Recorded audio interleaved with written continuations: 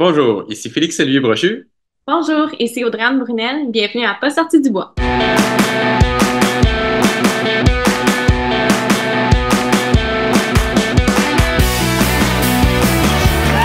messieurs, votre gagnant du 110 Si tu commences à te sentir bien en courant un ultramarathon, fais-toi-en pas, ça va passer.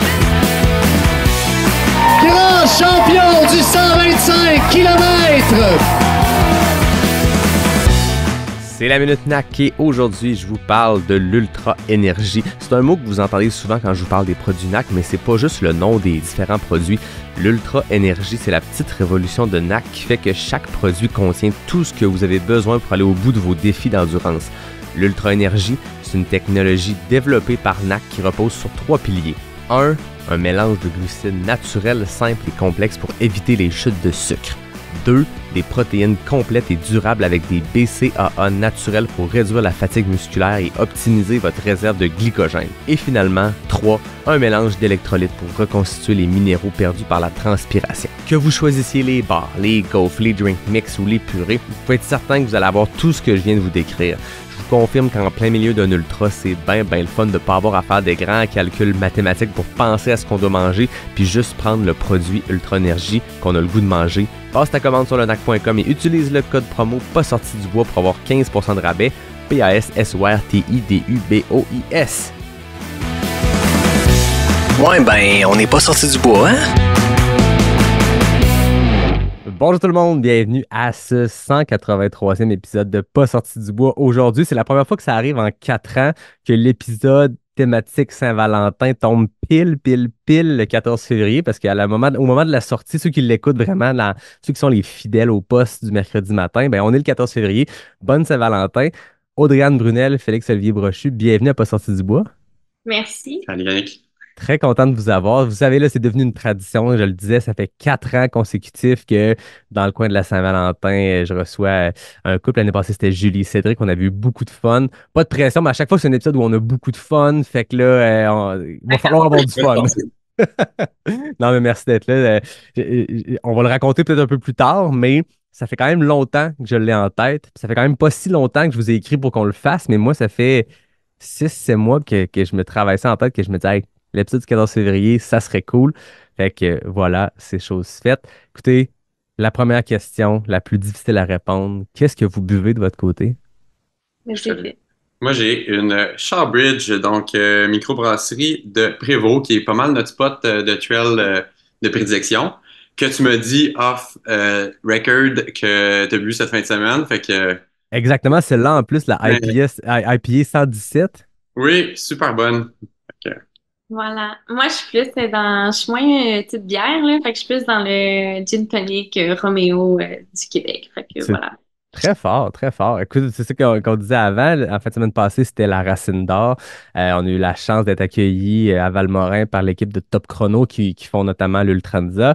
Puis, ils nous avaient trouvé eux-mêmes une commandite de bière avec Shawbridge, puis on a bu de la IPA 117, elle est vraiment bonne. Fait que, cheers à vous autres. Moi, j'ai la chance d'avoir un partenaire de bière, donc c'est une Noctem. C'est une première fois que je l'essaye, la Old School West Coast IPA. Donc, cheers à vous, cheers à tout le monde qui écoute. Santé. Vous avez le droit de lever vos bières sans alcool aussi partout au Québec parce que il y a beaucoup de monde qui font le Dry February. Fait que, on vous salue. Moi, je dis cheers pour toi. Je dis cheers pour du café, de la sans-alcool. Bref, écoutez, je suis vraiment content. J'ai le goût qu'on plonge directement dans notre discussion. La première chose, j'aimerais ça apprendre à vous connaître, puis les auditeurs aussi. Donc, on pourrait parler de votre parcours sportif, votre parcours professionnel, ce qui vous a mené à faire des ultramarathons. Les femmes d'abord. Audrey, veux-tu commencer? Eh mon Dieu, OK. Moi, dans le fond, quand j'étais jeune, je faisais du patinage artistique quand j'étais très athlétique. Puis à un moment donné dans ma vie, je me suis mis à être plus sédentaire. OK. Puis là, il y a eu des problèmes de santé dans ma famille qui ont fait en sorte ben, qu'on a recommencé à être très actif, on a commencé à prendre soin de soi, puis tout ça. D'où développer aussi mon intérêt envers la nutrition parce que je suis nutritionniste à ce jour. Fait que c'est comme un petit peu effet boule de neige, là. Finalement, on est devenu très actifs, on prenait soin de nous, on mangeait bien. Puis là, encore à ce jour, on a comme fait un 180 degrés au niveau de nos habitudes de vie. Puis tu sais, c'est beaucoup ça que j'essaie de promouvoir via ma pratique privée parce que je me rends compte que les gens, souvent, ils se demandent soit des trop gros défis qui sont pas réalistes, mais je réalise que quand, mettons, tu as le bon état d'esprit, tu sais, c'est très faisable, puis c'est des objectifs, des habitudes de vie qui peuvent se maintenir en fond sur le long terme. Fait que moi, grosso modo, ça a été là, les débuts de course à pied. Là. J'ai commencé avec des petits demi-marathons, des choses comme ça. Il n'y a pas de rien qui est trop petit en passant. Là.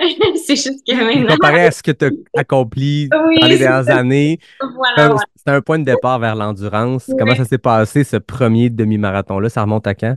Mon Dieu, ça remonte à quand? J'en ai aucune d'expression. Ça doit faire genre 10 ans, là. OK. C'est ça. Ça avait bien été. À ce moment-là, je n'étais pas un master de ma nutrition, de mon hydratation. Fait que, tu sais, ça s'est travaillé avec les années, puis les performances se sont grandement améliorées aussi avec le temps. Puis c'est ça, là, tu sais, depuis 2, 3 ans, on fait plus, ben, je fais plus personnellement de courses en trail. Puis les distances ont augmenté progressivement. Puis l'année passée, mettons, c'était les meilleures distances qu'on avait fait so far. On pourra en reparler, j'imagine, là. Ben oui, on va plonger dans cette année-là. Mais qu'est-ce qui a été l'élément déclencheur? Qu'est-ce qui a mené à la pratique du trail? À quel moment tu as quitté la route, quitté les demi-marathons, l'asphalte, puis tu es allé jouer dans le bois? C'est une bonne question. Moi, dans le fond, quand j'étais au secondaire, en toute humilité, je gagnais des courses, beaucoup, tu sais, les cross-country, genre, OK. qui étaient organisés. Mais pas parce que j'étais particulièrement bonne, juste parce que, bon, il n'y avait pas tant que ça de compétition. Et parce que j'avais hâte de finir. J'aimais pas courir. À ce moment-là, OK? Fait que j'étais juste genre, qu'on starte ça, qu'on en finisse. Fait que je partais comme une balle, j'essayais de finir au plus vite. Puis au final, ben, genre, je réalisais que la course sur route, j'aimais plus ou moins ça. Fait que de fil en aiguille, je pense que ma maman, elle avait un club de trail à Vito. Fait qu'on s'était mis à faire un petit peu des sorties le jeudi soir avec des amis. Puis là, j'ai eu la piqûre. Là, puis tu sais, on sait tous qu'on rentre en trail, c'est difficile de s'en sortir. On n'en sort pas, hein? Est-ce que dans tes derniers ultras, c'est encore la même stratégie de en finir au plus vite? Certains oui, d'autres non. D'autres on est plus patient, effectivement. Mais c'est Euh, drôle ce que tu dis parce que ouais, c'est vraiment drôle, c'est vraiment une mentalité adolescent ou enfant quand on entend du monde faire des courses ouais. puis qu'ils veulent juste finir au plus vite parce que c'est long puis ça fait mal. Mais il y a des moments, je sais pas si ça vous est déjà arrivé, que tu sais, t'es en fin de course puis ton corps te crie de marcher puis ta tête te dit, hey, sérieux, tant qu'à ça, cours, ça va juste faire mal moins longtemps. Puis ça revient exactement à la même réflexion. Ouais, tout à fait, c'est vrai. Cool. Toi, Félix-Olivier, même question, d'où ça vient Bonne cette passion-là de question. la trail, puis le parcours sportif. Là, j'ai vu qu'il y avait du soccer universitaire dans ce parcours-là. Ouais, ça avait beaucoup commencé avec le soccer jusqu'à la fin de l'université. Puis, c'est justement, l'universitaire, c'est assez prenant, là. Fait que, je dirais qu'en finissant l'université, entrer sur le marché du travail, moins de temps, là, pour un, un commitment, quasiment tous les jours. J'ai comme slacké le soccer vraiment beaucoup, 1, 2 fois semaine, des petites ligues de garage, slash bière. Puis j'ai commencé à courir, pris du goût à courir avec des gars de soccer, justement, sur route, comme à peu près tout le monde. Puis demi-marathon, marathon. Puis j'ai vu le BU 55, OK.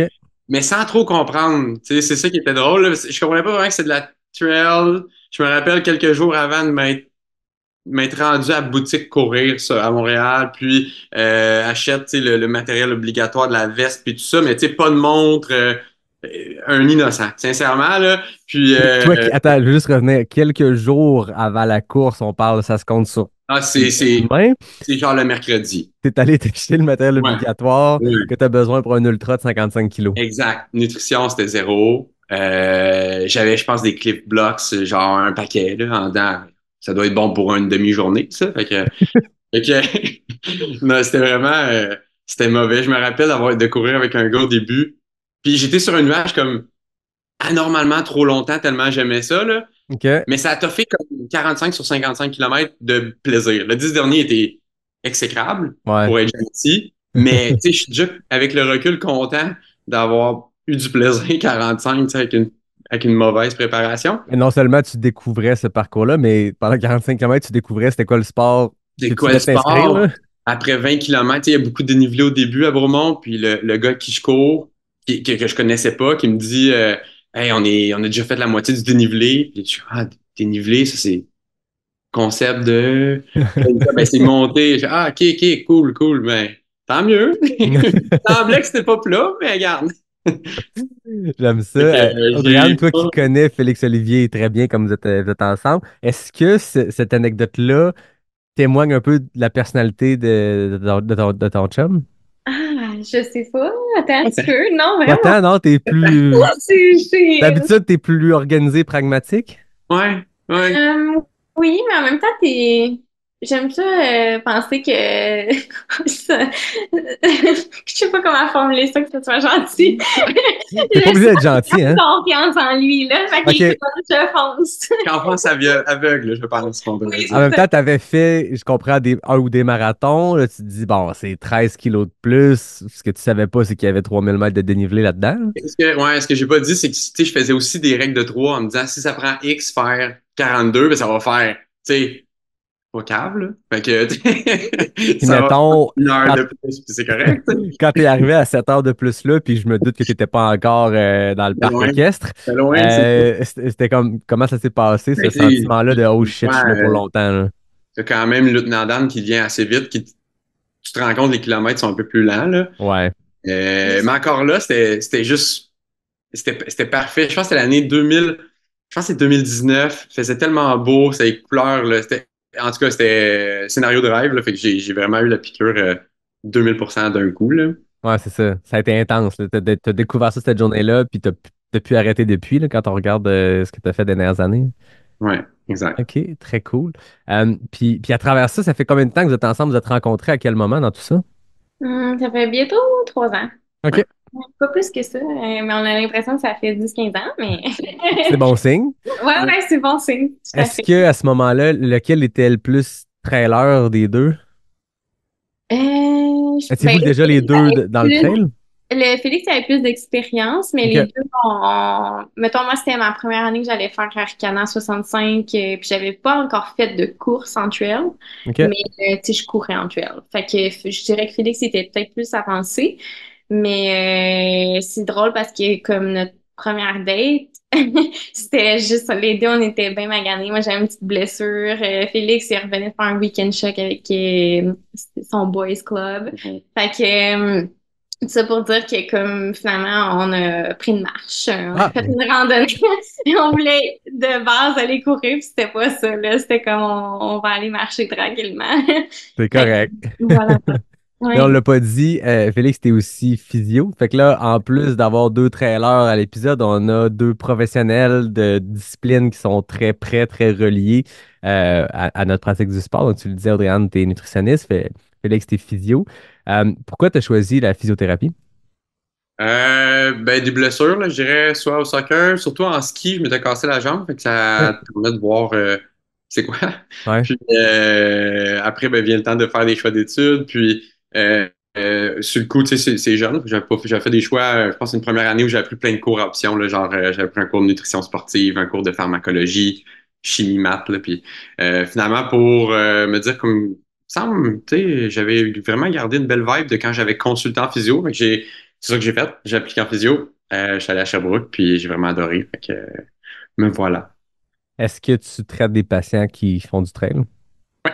Ben, beaucoup. C'est sûr que, tu sais, je veux dire, en physio, puis c'est vrai pour n'importe quel physio, là, avec le temps, notre clientèle nous ressemble. Là. C'est surtout une question, tu sais, d'affinité. J'imagine comme n'importe quelle entreprise de service. Là. Ben oui. Mais, ce qui fait que, tu sais, dans ma clientèle, des coureurs, des triathlètes, des joueurs de soccer, il y en a comme vraiment beaucoup. Je pense que ça se fait comme naturellement. Là. Ouais. C'est sûr, j'en vois beaucoup. Là. Ouais, puis t'as raison, parce que tu sais, quand on consulte, moi, j'ai changé de physio à travers les années, puis ça fonctionne toujours bien. C'est toujours des gens extrêmement compétents, mais quand il y a un fit de personnalité, que pendant le traitement, tu te mets à jaser, puis tu as les mêmes intérêts, tu pratiques des sports similaires, même si je suis certain qu'un physio qui n'a aucune expérience en trail est un très bon physio quand même pour traiter quelqu'un qui fait du trail, ça reste que quand il y a des intérêts communs, nécessairement, il y a un lien qui se crée, puis quand tu trouves un bon physio ou un bon professionnel de la santé, tu ne changes pas, là. Puis, tu sais, ben, trail, puis particulièrement dans l'ultra, il y a quand même une relation avec la douleur qui devient un peu extra médicale, je veux dire. Tu sais, dans le OK? sens où il y a quand même un apprentissage. C'est comme intéressant, je trouve, de traiter des trailers parce qu'il y a quand même il y a comme des notions de gestion de son corps qui est quand même un petit peu différente. Ouais. Puis c'est ce que je savais pas nécessairement au début, parce que tu arrives avec OK, ben si je fais tel truc, atteindre peut-être du tendon, je sais pas trop. Puis dans les faits, ben, tu sais, en pleine course, je pourrais faire des évals puis avoir des résultats comme ça, là. Puis Ouais. kilomètres après, ben, plus rien. Tu sais, Ben, c'est quelque chose qui me fascine quand même un peu, la relation, mettons, de tu sais, de la douleur qui est pas tout le temps 100% mécanique, je vais dire, là. Moi, je trouve ça vraiment intéressant. ouais, Fait que, ben, j'ai le goût qu'on embarque là-dessus parce que tu as tout à fait raison. J'ai l'impression, puis peut-être que c'est à tort, mais que la plupart des amateurs, des gens qui font peu importe le sport de manière amateur, se rendent rarement dans des zones de douleur qui sont pas des blessures, mais qui sont de la douleur qu'il faut que tu apprennes à vivre avec. Je pense que les athlètes de haut niveau, peu importe le sport, sont là-dedans.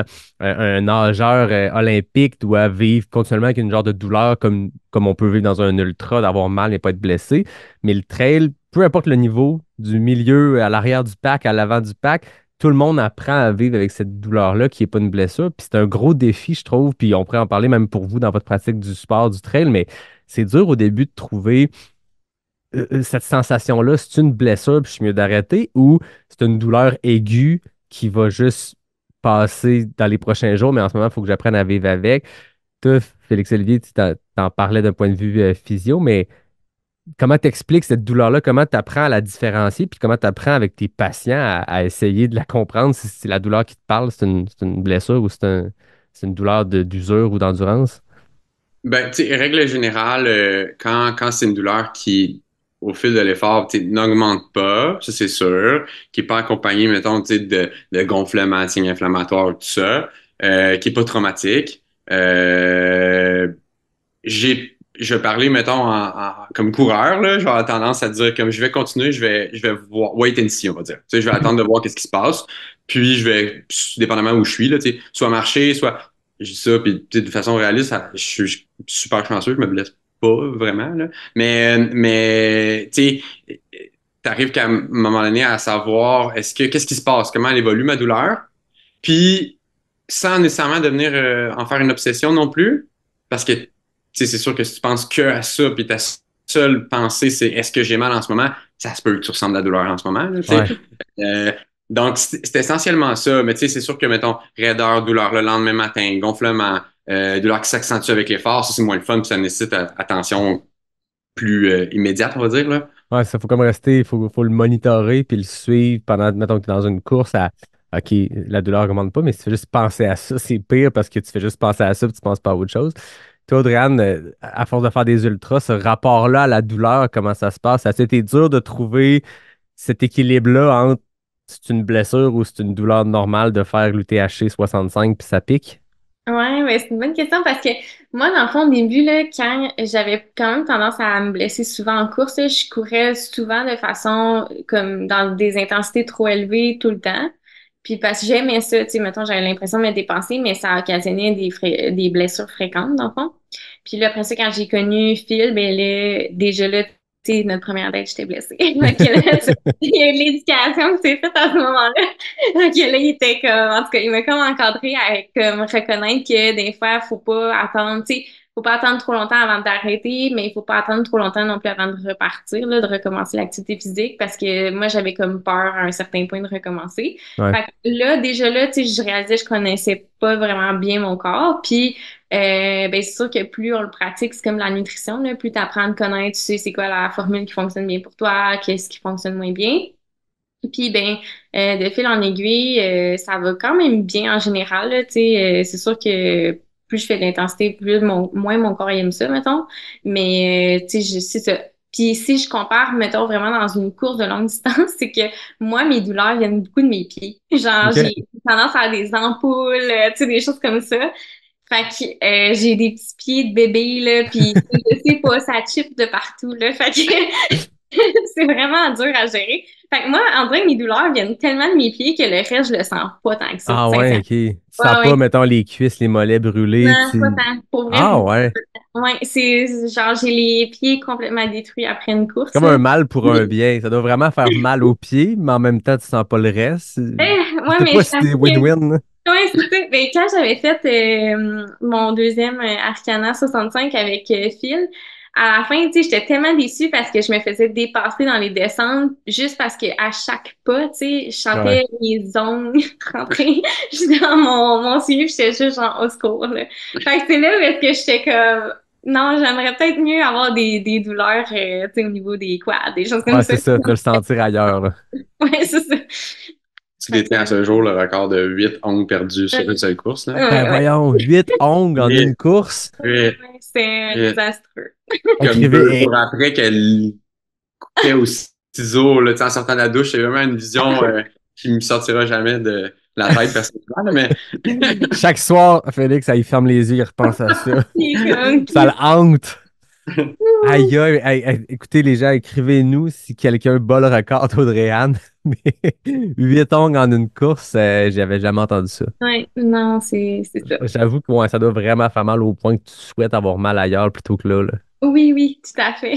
Vous avez fait les deux du très long. Je suis curieux d'entendre. C'est une question que je pose que jamais en podcast, puis je me rends compte que ça intéresse les gens. Puis je pense que moi, je me rappelle que j'ai progressé dans les distances, puis ce qui m'avait sécurisé que c'était normal d'avoir mal vite pendant une course, c'est que j'avais entendu Mathieu Blanchard sur un podcast dire qu'après 20 kilos, il est tout le temps détruit, même sur un 160 km. Puis on dirait que ça m'avait comme convaincu, OK, je suis pas anormal que moi aussi, après 20-30 kilos, je le sente puis Mhm. je le survive. Vous, comment vous le sentez? Comment la douleur progresse dans un ultra? Est-ce qu'à un moment donné, ça se stabilise ou c'est en constante augmentation? Ouais, c'est une bonne question. moi, je dirais que c'est vraiment up-down, là. OK. Mettons des douleurs, pour dire, j'ai vraiment une douleur type précise que je peux pointer, que je sais que, mettons, mon genou fait mal. C'est arrivé une fois au Vermont, puis là, c'est comme, ça m'a pas quitté, mais ça m'a pris vraiment en fin de course. Fait que, tu sais, peut-être les 30 derniers, on va dire, là. OK. Mais sinon, je peux pas dire que j'ai eu de douleurs en courant qui ont pas quitté, mettons, 5 kilos après. Tu sais, mettons, oui, OK, j'ai eu mal, mais ça va tu puis sais, ça vient. douleur, puis une autre place, puis, mais jamais pour dire, tu sais, en ce moment, je suis en douleur. À part, OK. mettons, au Vermont, là, que c'était pas chic, là. Et là, tu Mais parles de douleurs plus localisées, mais mettons le sentiment que les deux jambes au complet, il y a une fatigue, puis chaque pas fait mal. T'as-tu déjà ressenti ça? oui, oui, OK. oui, ben, je pense Oui, les deux, mais oui, oui. pour moi, c'est pas une ligne, tu sais, il n'y a pas de corrélation OK, avec c'est dans cyclique. nécessairement. Ça pourrait m'arriver. Tu sais, je sais pas quand est-ce que le record de le plus petit kilomètre à quel ça m'est arrivé, Oui. là. Mais ça peut arriver quand même relativement tôt, me semble, là. OK. Mais Moi, je OK. pense que ça dépend du profil de course. Tu Ouais. sais, comme, tu sais, quand tu disais les jambes lourdes, mais après ça, tu sais, on a fait une course cet été en Italie, puis tu sais, hey, je me sentais, ben c'était beaucoup de montée au début là, c'était comme un 2500 mètres à monter, puis après ça on était comme en altitude. Et moi à ce moment-là, j'étais comme, pouf, toute ma vie est dure là. Ouais. Tu sais, genre, l'air courait, tout était difficile, là, tu sais. Fait que, mais après ça, moi, je me suis dit, OK, je me claque deux petits gels Morton et on descend la côte. Fait que là, j'ai comme repris vie, genre, mes jambes, y allaient super bien. Fait que c'est un peu comme Félix, j'aurais tendance à dire que, comme, ça va, ça vient. Je pense que c'est ça. Ça dépend quand le profil de course, il change un petit peu, je pense que ça aide beaucoup à changer le mal de place, là. Mhm. Ouais, c'est Euh, clairement. ouais. Fait OK, que c'est intéressant. Moi, j'ai comme réalisé que le temps que souvent de 0 à 35 ou de 10 à 35, tu sais, un 10 kg trail avec ben du dénivelé, tu commences à le sentir. Puis moi, de 10 à 35-40, c'est vraiment une ligne vraiment montante, droite. C'est continu, ça augmente, ça augmente. Puis je me rappelle les premières fois, mettons que j'ai fait un premier 50 kg trail, je me disais, OK, fait que mettons un 65 à la fin de l'été, ça va continuer d'augmenter de 50 à 65. Puis là, finalement, non, ça se stabilise. Puis maintenant, j'ai réalisé que le temps que cette douleur-là générale de fatigue, elle augmente de 10 à 35-40, puis de 40 à 160, elle reste quand même stable, mhm. douloureux, mais c'est pas invivable, t'apprends juste à vivre avec, mais peut-être qu'un jour, je vais faire une distance qui va m'amener à un autre step, Un autre mais spike, là. fait que ceux qui écoutent, qui se disent, là, je suis rendu à faire un 42 puis j'ai mal à la fin, est-ce que ça l'augmente toujours en continu?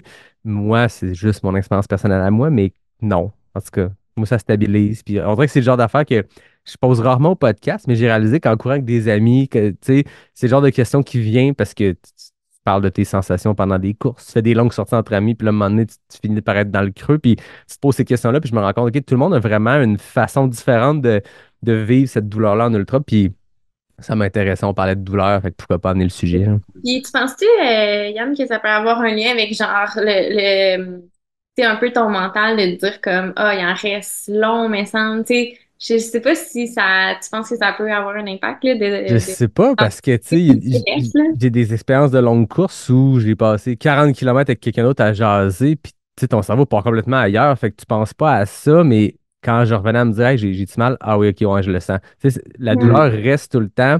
Le cerveau va faire que je vais oublier un peu, mais chaque petite affaire va me ramener à ça. Puis, tu sais, je sais pas toi comment tu l'as vécu, Félix, parce que j'ai vu que tu as fait le Vermont 100 000, qui est Mhm. relativement roulant.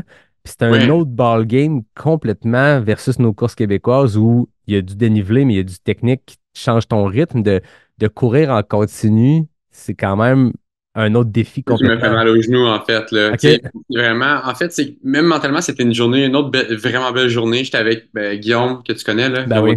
qu'on a couru ensemble les 115 premiers, à peu OK. près. Puis, tout le long ensemble. Puis ensuite, mon frère paçait Guillaume, Audrey me paçait. Fait que là, on commençait.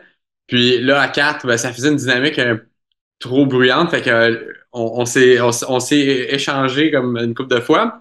Puis, c'est là, que, mettons, vers 20-30 kilos de la fin, là, que le genou a commencé. Puis je l'associe pas mal à ça, parce que c'est rare OK. que ça monte encore bien. Sur le plat, ça allait quand même pas pire, mais descendre, puis tu sais, descendre, là, on s'entend que c'est pas des grosses descentes super techniques, là. C'est une petite affaire bien relax, là. J'avais mal, là, puis c'était pas beau, là. C'était vraiment Ouais. pas beau. Mais, ouais, c'est ça. C'est pour moi Le mon pas de exemple. course continue est quand même rough rendu à ces distances-là. Mais Audrey-Anne, comment tu as vécu ça, cette expérience-là de pacer? C'était-tu la première fois que tu paçais? Ouais.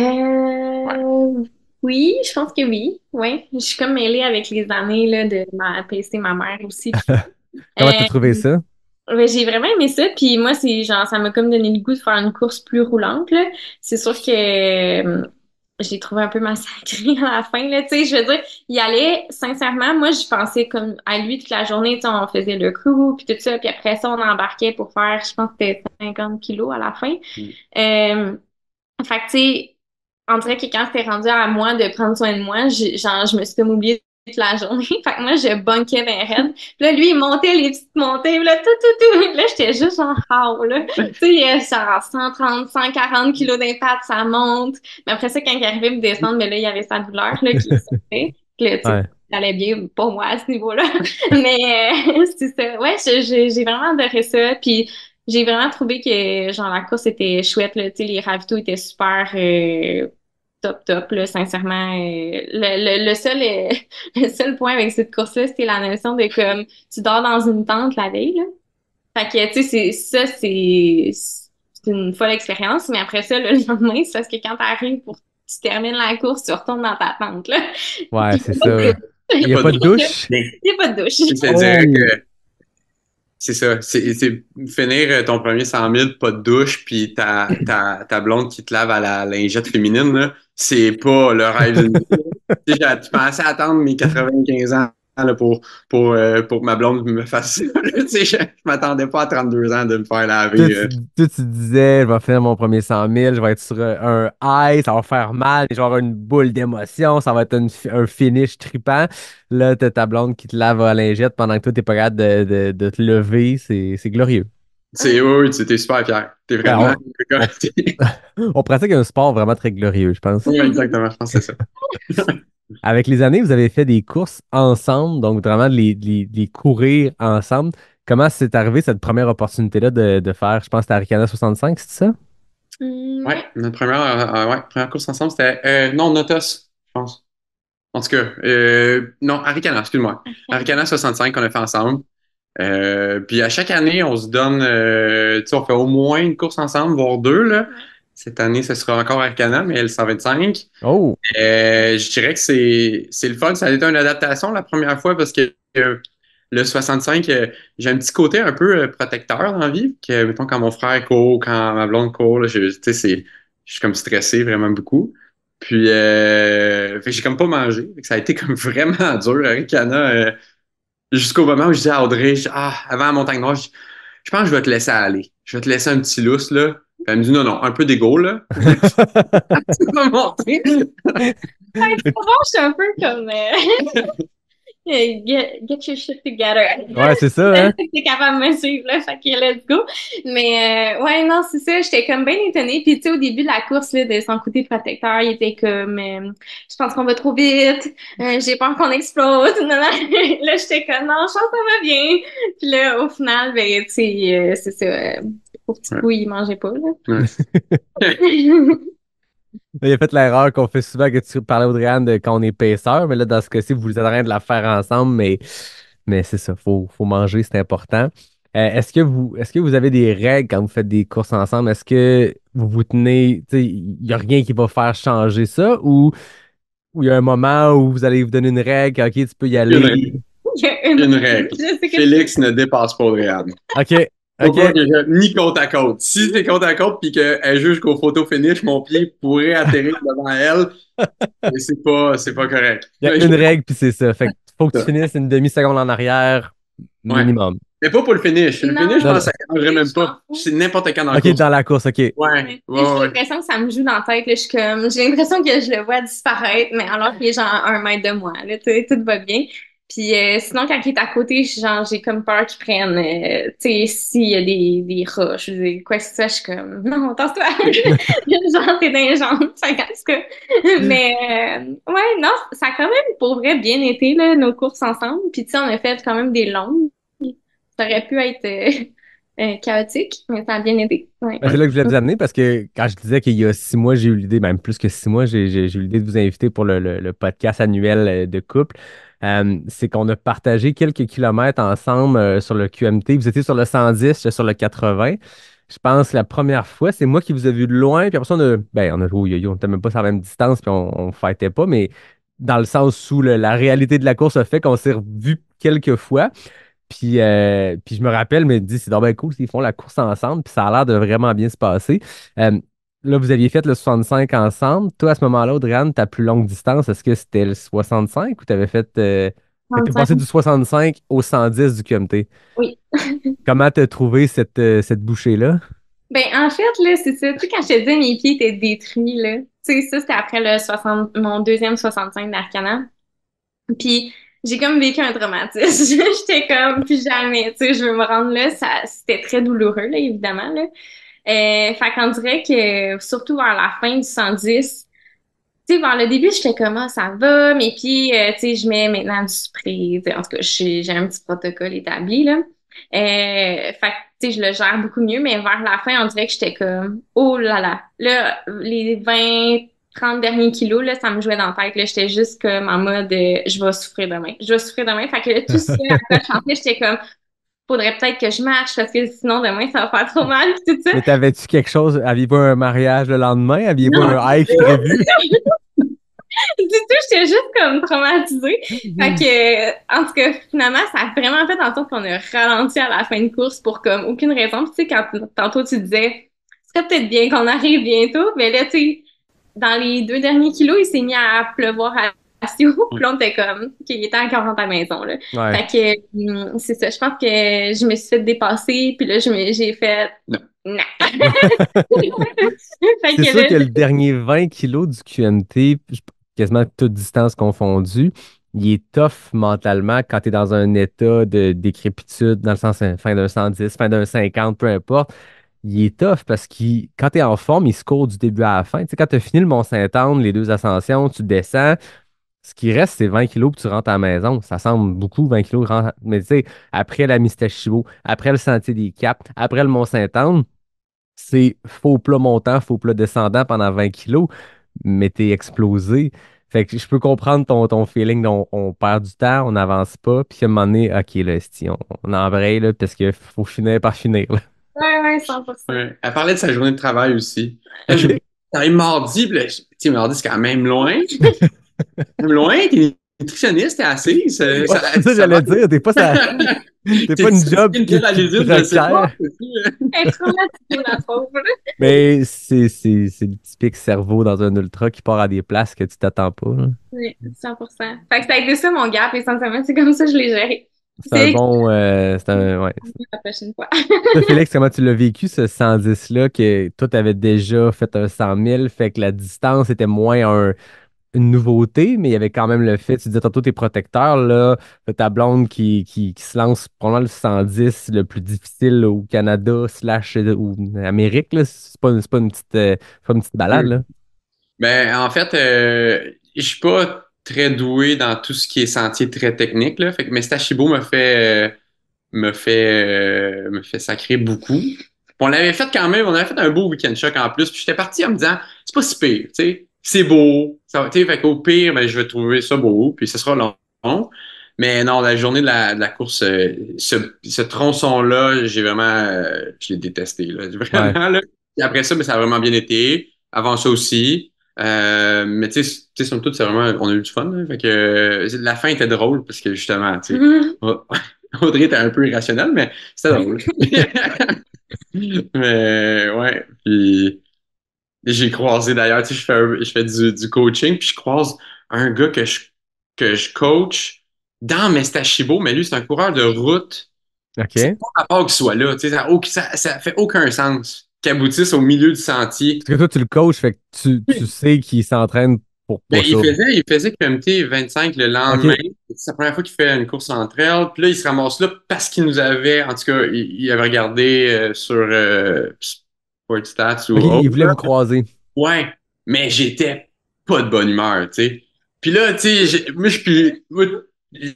Mettons, se tourner la Switch, j'y arrive pas, là. Fait que j'ai eu tellement l'air bête, c'est épouvantable, là. Tu sais, j'étais dans une humeur épouvantable, puis ouais. Mais Je m'excuse.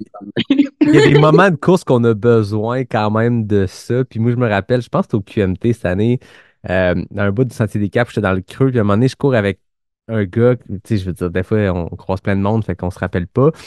Puis je me rappelle m'être comme excusé parce que le gars me parlait du podcast. Puis tu sais, moi, j'adore ça. Chaque fois que je croise des gens, moi, je fais ça dans mon sous-sol devant une caméra. Je tisse des liens avec les invités. Il y a plein d'invités qui sont devenus des amis, mais je croise, je veux dire, c'est pas comme du théâtre que tu es devant ton monde puis tu sens ton audience, tu sais, mais je comprends, je vois les chiffres, qu'il y a des gens qui l'écoutent, mais je le comprends pas. C'est dans ma tête, mais ça me fait toujours un gros velours, un petit velours, un gros velours quand les gens me parlent du podcast. Hey, je l'écoute, puis ça m'a aidé à tel moment, ça m'a motivé, blablabla.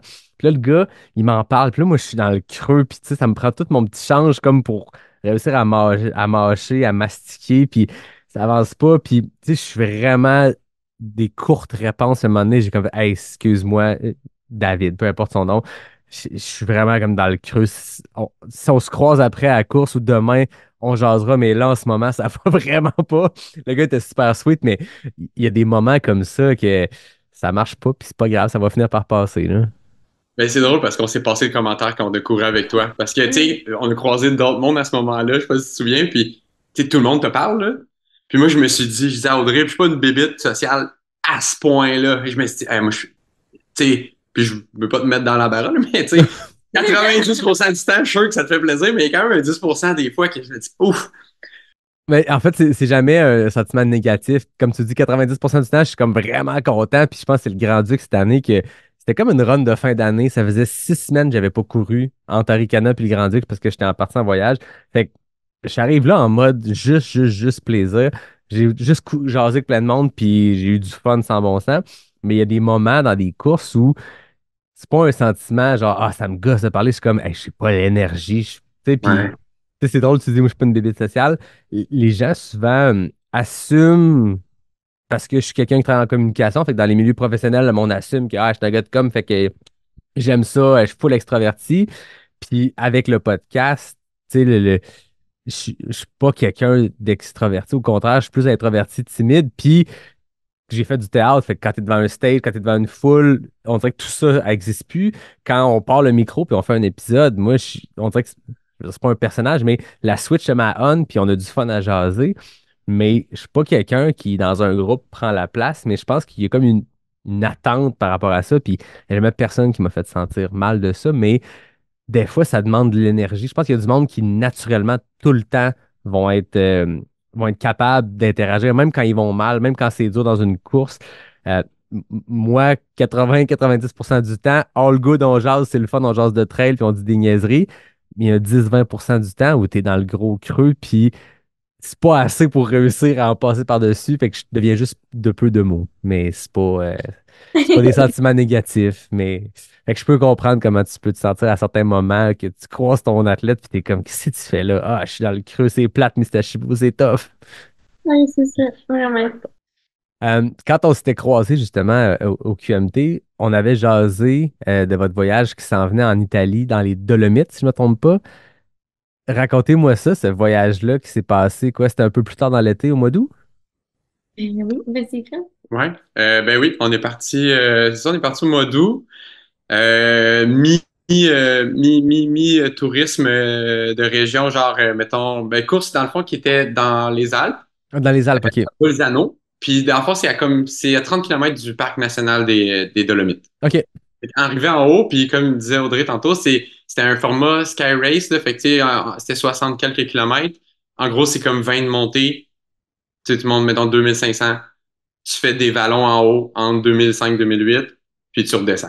C'est Fait que, malade. mais la vue en haut, c'était comme juste. Moi, ni un ni l'autre, on avait vu ce genre de chaîne de montagne-là. C'était comme surréaliste. Puis il paraît que, j'ai pas eu la chance de le voir, mais il paraît que les Dolomites, ou en tout cas cette région-là, les Alpes italiennes, sont particulières en termes de beauté. C'est pas les panoramas qu'on peut avoir dans les Alpes françaises, dans les écrins ou peu Mhm. importe. C'est vraiment Mais c'est assurément particulier. différent. OK. Je peux pas dire, j'ai pas vu l'autre, puis OK. c'est magnifique, là. Mais on les voyait de loin, puis tu sais, c'est des pics, là, tu sais, c'est pas comme des montagnes, genre, de la neige, je sais pas comment l'expliquer, mais oui, tu sais, cette chaîne-là est particulière, effectivement, juste de loin, fait que de proche, je peux même pas imaginer, là, Puis le ça doit être... voyage, il y avait la course, mais vous étiez combien de temps en Italie?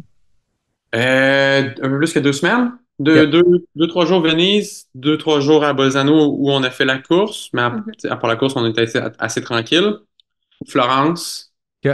dans la Cinque-Terre, où on a OK. fait un petit peu de trail aussi là-bas. Puis à Rome pour la fin. OK. Fait qu'un un mix plein air, course et endroit incontournable. Exactement. Tout à fait. Ouais, c'est pas C'est un mal. bon résumé. Ouais. La course, comment qu'on se prépare pour ce genre de pitch-là de dénivelé quand on s'entraîne dans les Laurentides? Ouais, qu'est-ce qu'on avait fait? On avait fait beaucoup de dénivelé, plus que d'habitude, mais tu sais, t'as pas le choix de les faire en reps parce que tu Ben vas Ouais. jamais non. faire 500 d'un coup. Puis je pense que c'était dans un moment de l'année, de toute façon, qu'on on n'avait pas l'occasion d'aller ailleurs. Puis tu sais, on voulait pas non plus, là. On savait que c'était ben, les deux, on voulait faire un. En fait, à la base, c'est qu'on voulait faire l'Avaredo, mais OK.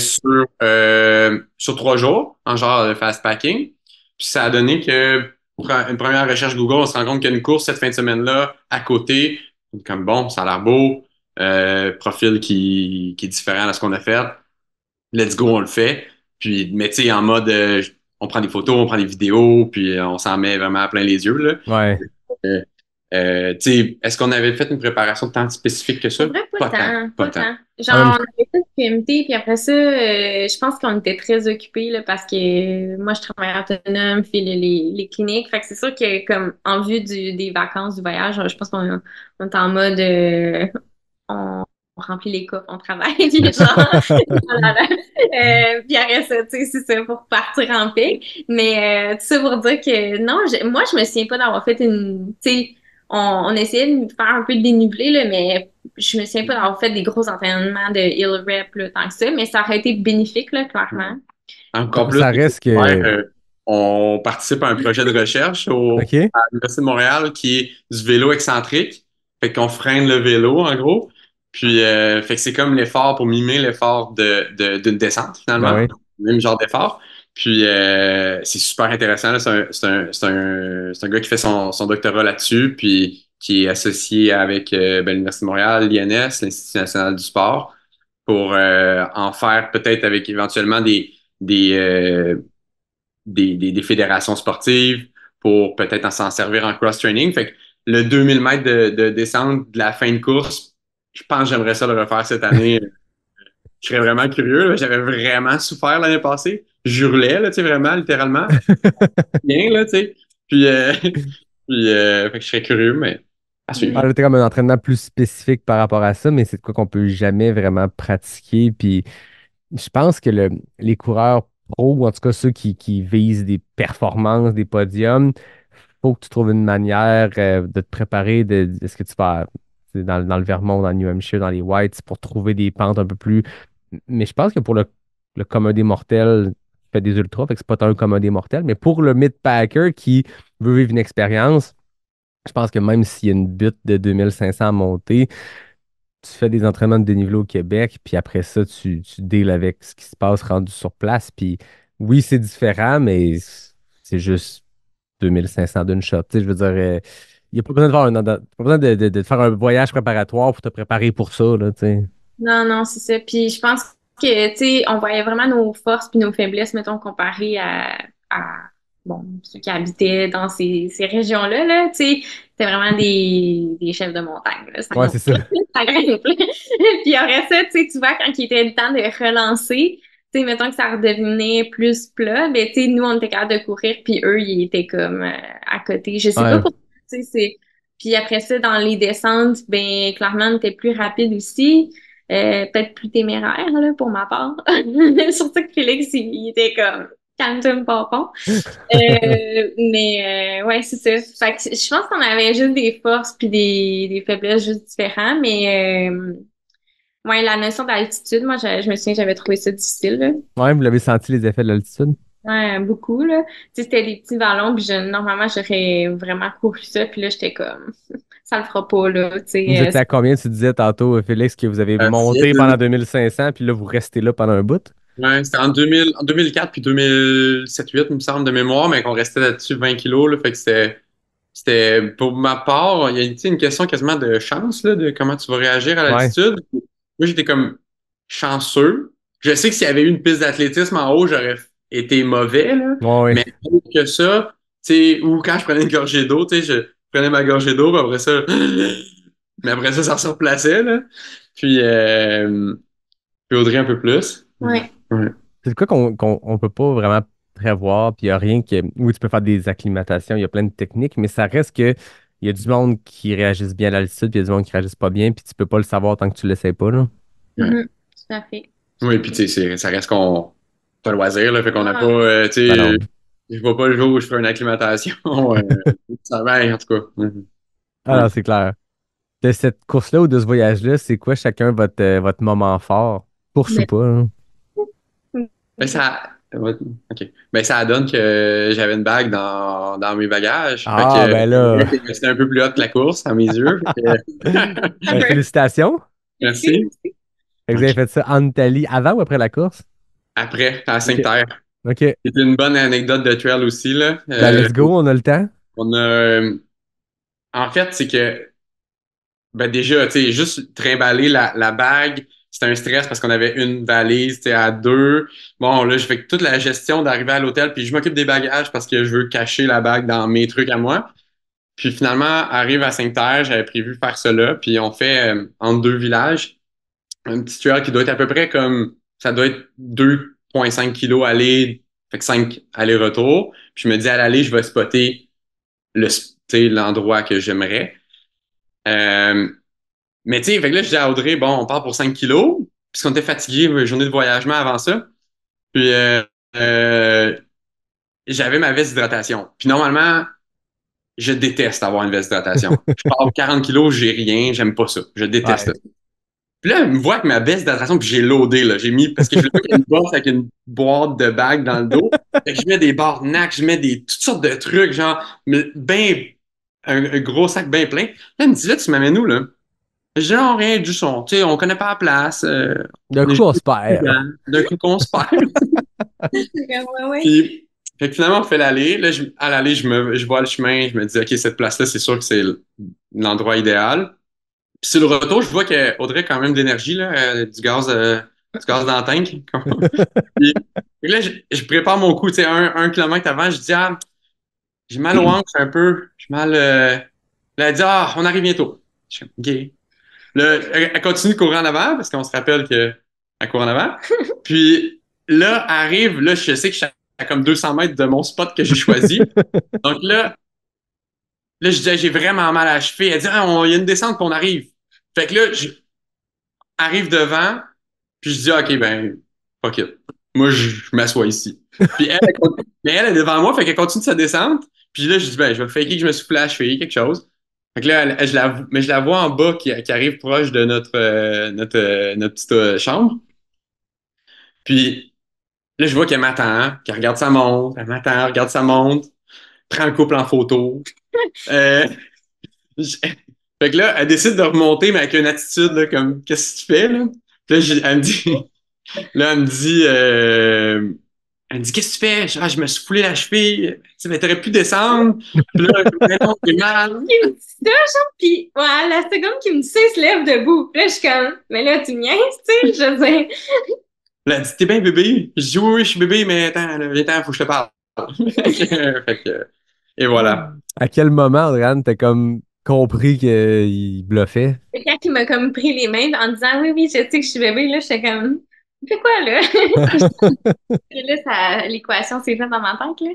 Puis là, après ça, je me suis rappelé qu'il avait mis genre 4 Pop-Tarts, des barnacs, des barres exactes dans son sac. Et j'étais comme, ah, ok, c'est ça qu'il voulait cacher. Fait Ouais, que, c'est ça. C'était louche qui partait aussi loadé pour aussi peu de kilomètres, là. ça Ouais. fait. Ben, Ouais. félicitations. Est-ce qu'il y a des plans de mariage, de date? Est-ce que ça s'en vient? Hey, non, pas tant que ça, parce que, dans le fond, on est en processus de transition de maison. Fait que, OK. tes budgets, Ben on oui. met ça là-dessus. Mais, pas très mal, on n'est pas très pressés. Ouais, Ben, voilà. c'est très cool. Je m'attendais pas en posant la question. C'est quoi votre moment fort d'avoir une anecdote aussi Ah excellente? ouais? Non, Ah! ben, Mais le finish line était vraiment cool, la ouais, course. c'est ça. Non, mais ça reste que quand tu dis, ah, je vais avoir une anecdote de voyage, là, c'est genre, wow, OK, l'histoire complète. Félix qui sort son jeu d'acteur, c'est excellent. C'était mauvais, mais c'est correct. Vous le disiez tantôt, il y a d'autres projets pour l'année à venir, côté course individuelle ou ensemble, là. Vous avez parlé du 125, fait que je comprends que l'an prochain, c'est Arikana. Ouais, on a quelques courses de planifier. La première de l'année, c'est TP100. OK. Ouais. Ouais, qu'on aimerait. On a fait ça ensemble, mais on n'en a pas discuté, c'est encore. Fait que ça. Puis après ça, on a. En Arcana. Non, on a un demi-marathon aussi. Oui, Euh, à Montréal. Ouais, ben ça, c'est bientôt. Ben, c'est au mois d'avril. Demi-marathon au mois OK. d'avril. Puis après ça, pour un beau petit lancement de saison. Ben oui, ouais, c'est ça. Plaisir. Puis, Gaspésia, puis après ça, Arcana. Puis sinon, là, cet été, je pense qu'on va juste avoir du fun dans des week-ends, type week-end choc, là, tu Ouais. sais, ici et là, dans les Adirondacks, des affaires de même, là. Ouais. Très cool. Toi, Audrey, ça va être ta plus longue distance à vie. Ouais, monsieur. Comment je sais que c'est encore loin, mais comment tu le vois, cette course-là? Comment tu J'ai vraiment l'appréhendes? hâte. J'ai vraiment hâte. Puis, tu sais, je sais que Phil, quand il l'a fait, lui, il avait comme une moins bonne expérience. Je pense qu'il y avait comme des attentes très élevées qui se sont pas passées. Tu sais, quand je disais tantôt que des fois, il a confiance, là, Ouais. il est comme parfait, je vais rentrer ça en temps, puis finalement, ça se passe pas exactement comme ça. Expérience avec Arcana, fait que là, lui, il était comme vraiment en mode, genre, si je refais Arcana 125, j'aimerais ça qu'on le fasse ensemble. Fait que j'ai hâte, moi, j'ai hâte de passer ma première nuit, mettons, complète. Ça, Ouais. c'est vraiment, moi, j'adore courir la Parce que nuit, le là. QMT, tu l'as vécu, mais pas du coucher du soleil jusqu'au lever, là. C'est ça, exactement. Ouais. J'ai l'impression que ça a quand même passé vite, là. c'est à peine une demi-nuit. Mais Ouais. surtout que le QMT est quand même tôt. Tu sais, c'est le moment où il y a le plus d'ensoleillement, là. Fait Ouais, que c'est la ça. nuit est super courte, là. Sors la frontale à 8 heures, puis vous avez fini, je sais pas, j'ai pas regardé l'heure, mais tu sais, tu finis dans le milieu de la nuit. Là, Arikana, tout le monde, à part les premiers, tout le monde vit une nuit complète. Puis c'est vraiment un beau trip, tu sais. On en entend souvent parler, puis on dit souvent le lever du soleil, ça vient changer le mindset, mais c'est vrai, le petit Arikana, il est tard, fait que à 6 heures, t'as la frontale, puis t'as tough jusqu'à tard, fait que quand ça arrive, tu sais, c'est vraiment trippant, là, quand le soleil sort, là. Ouais, Ouais. non, j'ai vraiment hâte à ça. Mm. C'est très Parce cool, qu'il y ça. a le public aussi, là. Ouais. Ouais. Vous avez voyagé en Italie. Est-ce qu'il y a des destinations bucket list, des courses bucket list? Mm. Le tour du Mont Blanc, on aimerait Ouais. vraiment ça le faire. Passe packing éventuellement. Ouais. Et ou Euh, court, ben, et court. J'aimerais ça faire, tu sais, UTMB un jour, ouais.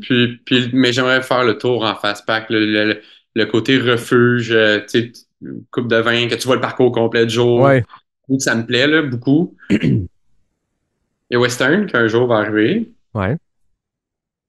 Donc, faut jamais le dire trop fort, là, parce que c'est. En même temps, il faut être confiant, il faut l'envoyer dans l'univers, Ouais, puis après ça, c'est ouais. un projet, J'ai essayé d'une cette année, décennie. je pense que j'étais à comme 7-8%, il me semble, là. Puis là, je me disais, bon, c'est quasiment fait. Ça se Tu sais, peut. je peux pas me booker cette fin de semaine-là. Ça n'a pas marché. À chaque année, il y a du monde qui se font piger avec un ticket, deux tickets, Ouais. quatre tickets. Fait qu'il faut y croire. Mais en même temps, je pense que c'est un projet d'une décennie, là. Je veux dire, tu sais que si tu fais les devoirs, c'est-à-dire faire une course qualificative chaque année, ça va finir par arriver. Tu sais, c'est juste pas quand. Puis là, plus il y a du monde qui trippe, plus il y a du monde qui l'essaye, plus avoir 256 tickets, c'est même plus rendu une garantie que t'es pigé, mais c'est la vie. Ça viendra. 100%. Ouais. Audrey-Anne, as-tu des courses bucket list? Mon Dieu, j'ai plus des destinations bucket OK. list. Comme quoi? Mais j'avais déjà été en Nouvelle-Zélande en backpacking pendant 6 mois, puis on dirait que je serais comme curieuse de le refaire parce qu'à ce moment-là, je courais pas, tu sais. Mais je serais comme curieuse de le faire en mode trail run. Ouais. Bon, c'est quoi, tu sais, d'autres sentiers. Puis je me souviens qu'à ce moment-là, j'avais essayé de monter une montagne. J'avais trouvé ça bien rough. Mais aujourd'hui, je me dis probablement qu'elle serait beaucoup plus facile. Puis la vue était magnifique, mais ouais, ça, tu sais, on dirait moins comme les canyons. Ça, je trouve que c'est vraiment beau.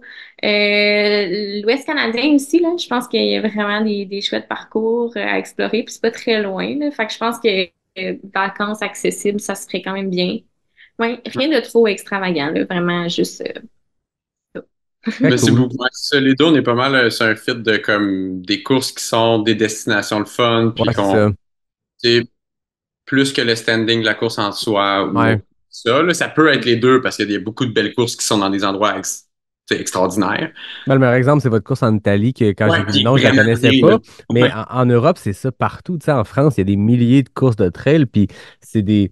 Tu sais, je veux dire, il y a tellement de villages en montagne avec des clubs de courses locales qui organisent une petite course sur le site comme ça. Puis c'est dans des destinations qui sont complètement folles, là, tu sais, que je veux dire, pour eux, c'est leur paysage régulier qu'ils regardent par leur fenêtre. Pour nous, c'est des destinations qui se comparent à l'UTMB, mais dans des petites organisations plus à taille humaine. Puis ça peut être vraiment un beau trip aussi de découvrir comme ça, là. Tu fais la destination, tu regardes ce qu'il y a autour, puis en Europe, il y a des fortes chances qu'il y ait une course, hein. Ouais, tellement. D'ailleurs, quand on faisait la course, tu sais, on était 3 Canadiens sur une course. Mais tu sais, nous, on était bien impressionnés par les paysages. Fait que sortaient nos appareils photos, cellulaires, nan, nan, nan. Puis là, tout le monde nous regardait en me disant, genre, qu'est-ce que vous faites? Tu sais, Ouais, comme, c'est ça. à courir la gang. Fait que, en tout cas, c'est ça, on avait l'air un peu des extraterrestres là, à comme, profiter de la vue, là, parce que c'est ça, c'est pas nos sentiers derrière chez nous, là. Non, c'est ça. C'est beau le Québec, mais ça reste que des panoramas à 2800 mètres d'altitude avec des centaines de sommets Ah, c'est autour. un C'est autre step. Ouais, un autre ouais, step, hein? ouais, tout à fait. Tant qu'à avoir une nutritionniste, j'ai quand même des questions plus pressées. Je me dis là, on a deux experts, là, ça vaut la peine d'en profiter et de poser ces questions-là. On va prendre une pause pour un message d'un partenaire, puis on se reparle de l'autre côté. C'est la Minute de la Coach avec Natacha Gagné. Aujourd'hui, j'ai le goût qu'on parle des mesures d'intensité en course à pied. Qu'est-ce qu'on peut dire là-dessus?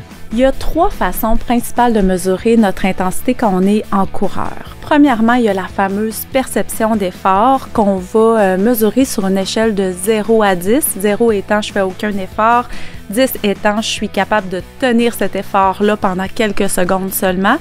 Je dois dire que je ramène tous mes athlètes, même les plus élites, à être capables d'utiliser cette mesure d'intensité-là.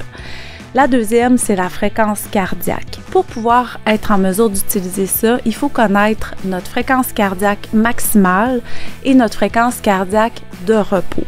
Pour ça, il faut que ce soit évalué adéquatement. C'est pas parce qu'on a le même sexe, la même âge et le même poids qu'une personne que nos chiffres de fréquence cardiaque vont être les mêmes. Faut pas oublier ça. Puis la troisième mesure d'intensité va être plus à utiliser lorsqu'on vise un temps. C'est la fameuse VAM, donc la vitesse aérobie maximale. Celle-là aussi doit être évaluée. Il y a plusieurs tests qui existent. Puis pour travailler avec elle, on se fie à des tableaux qui ont été validés scientifiquement. Donc voilà. Merci beaucoup, c'est super intéressant. Bienvenue.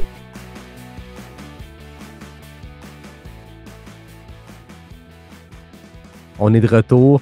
Audrey-Anne, c'est quoi le mythe sur la nutrition en ultra ou en course que tu entends le plus, qui t'a le plus souvent à débattre? Ah, mon Dieu. Oh my God, j'aurais aimé ça que tu m'avertisses sur ça. Je sais pas. Ah, t'as peu. Sur le mythe, sur la nutrition. Ben, les glucides, c'est les méchants, là. Ça, c'est ce que j'entends tout le temps, là. Les Ah gens oui? qui sont bien réticents de manger des glucides. Ben, c'est parce que il y a beaucoup une notion de gestion de poids que les gens ils ont peur que ça leur fasse prendre du poids, mais essentiellement, il faut comprendre que quand tu te mets à être actif, genre, c'est un essentiel, là. Tu sais, Ouais. sinon, tu seras jamais performant. Mais c'est ça. Puis là, c'est sûr que sur la balance, le chiffre, il joue beaucoup quand on enlève ou on intègre les glucides, mais essentiellement, c'est juste une notion d'eau. Parce que quand on met en réserve des glucides dans notre corps, on les met en réserve de glycogène. Puis avec 1 gramme de glycogène vient 3 grammes d'eau. Fait que c'est sûr Ouais. que la balance, ça paraît. Mais essentiellement, tu sais, quand les gens coupent les glucides, ils perdent du poids un petit peu au début, rapidement, mais c'est juste de l'eau. Fait que là, tu sais, c'est là où faire de l'éducation un petit peu à dire comme, OK, mais ce qu'on veut perdre comme poids, c'est plus un tissu adipeux, pas Ouais. nécessairement. Fait que, après ça, vient une forme de compréhension par rapport à ça. Puis, une fois que c'est testé à l'entraînement, je veux dire, tu vois tes performances Ben s'améliorer. oui. Tu vois, quand tu drops tes glucides, quand tu réussis pas à ingérer assez de glucides par heure, tout bon crash arrive souvent par rapport à ça, là. Oui, tout à fait. J'ai envie de te demander, Yannick, c'est quoi ton target de glucides que tu consommes par heure?